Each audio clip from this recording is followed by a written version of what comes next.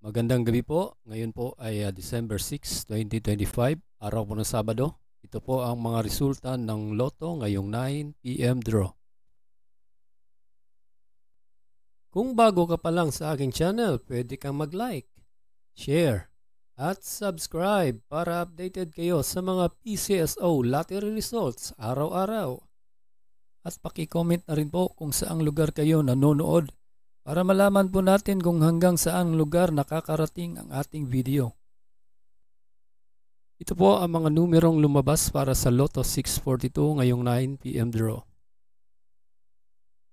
37, 33, 36, 38, 14, and 39 in any order for the jackpot prize of 31,464,216 pesos.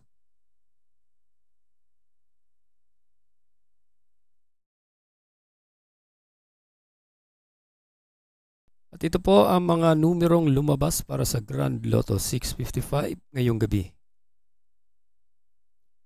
52, 8, 35, 37, 42, and 32 in any order for the jackpot prize of 180,675,244 pesos and 20 centavos.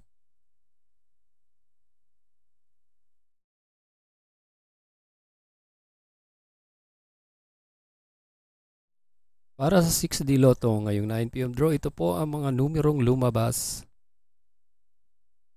2, 6, 7, 6, 2, and 0 in exact order.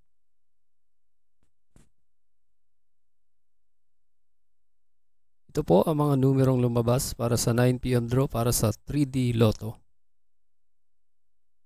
8, 2, and 7 in exact order.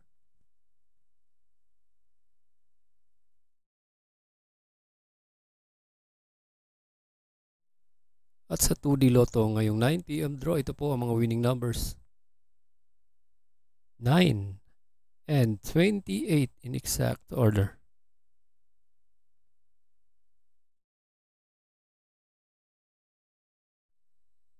Congratulations po sa lahat ng nanalo at kita-kits po tayo bukas para sa 2 p.m., 5 p.m. at 9 p.m. Maraming salamat po sa panunood.